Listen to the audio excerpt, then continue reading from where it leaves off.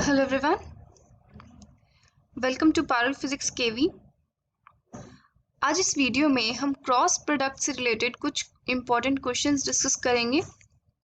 The first question says find A vector cross B vector where A vector और B vector हमें दे रखे हैं।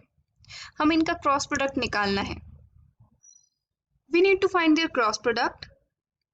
तो हम इसको एक डिटर्मिनेंट की फॉर्म में लिखेंगे, जिसमें हम ऊपर लिखेंगे आई कैप, जे कैप एंड के कैप। फर्स्ट रो पे में लिखेंगे हम ए वेक्टर के जो कोफिशिएंट्स है आई कैप के, जे कैप के और के कैप के।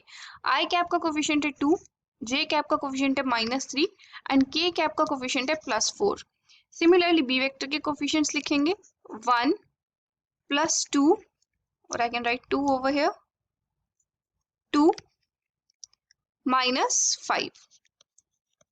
अब इसमें सबसे पहले हम आई को देखेंगे, यहाँ पर आई को देखेंगे और इसके कॉरस्पॉन्डिंग डायगोनल में जो हमें मैट्रिक्स दिख रही है, इनके डायगोनल एलिमेंट्स का प्रोडक्ट करेंगे और उनका डिफरेंस लेंगे। तो डायगोनल एलिमेंट्स का प्रोडक्ट हमें दिख रहा है -3 into -5 is it's 15 + 15 minus the product of the other diagonal elements 4 into 2 that is 8। तो 15 - 8 इंटू आई कैप। नाउ सेकेंड स्टेप में हम जे कैप कंसिडर करेंगे। 4 और -5 के साथ हम आई कैप के एलिमेंट्स लिखेंगे 2, आई कैप के नीचे जो एलिमेंट्स है वो लिखेंगे 2 और 1, on the right of it 2 and 1 and this is the matrix corresponding to J cap. यहाँ पर 4 इंटू 1 दैट इज 4 माइनस इन दोनों का प्रोडक्ट माइनस इन दोनों का प्रोडक्ट -5 इंटू 2 दैट इज -10।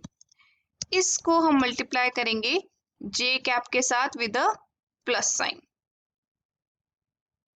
इसी तरीके से हम थर्ड स्टेप में के कैप लेंगे और इसके कॉरस्पॉन्डिंग जो डायगोनल मैट्रिक्स है दैट इज 2 -3 1 और 2, डायगोनल एलिमेंट्स का प्रोडक्ट लेंगे और उनका डिफरेंस कर देंगे। So 2 into 2 is 4 minus 1 into -3, 1 into -3 is -3 with a negative sign. और यहाँ पर हम किसका निकाल रहे हैं, के कैप के कॉरस्पॉन्डिंग निकाल रहे हैं। So this will be my A vector cross B vector. 15 - 8 it's 7 I cap plus 4 plus 10 it's 14 J cap and 4 plus 3 is 7, so I get 7 K cap. So this is my final answer and that's how we have to calculate the cross product. अब इसमें direct formula लगा के भी use कर सकते हैं जो हमने एक्सप्रेशन डिराइव किया था, but this is a simpler method and the chances of mistake here are negligible. अगर क्वेश्चन में हमें B vector cross A vector निकालना होता तो उस केस में हम इन रोज को इंटरचेंज करते। हम पहले बी वेक्टर के कंपोनेंट्स लिखते और फिर थर्ड रो में हम ए वेक्टर के कंपोनेंट्स लिखते। Now let's have a look at the second question which says show that a vector and b vector are parallel vectors. a vector और b vector parallel है, हमें शो करना है। a और b वेक्टर्स हमें given है।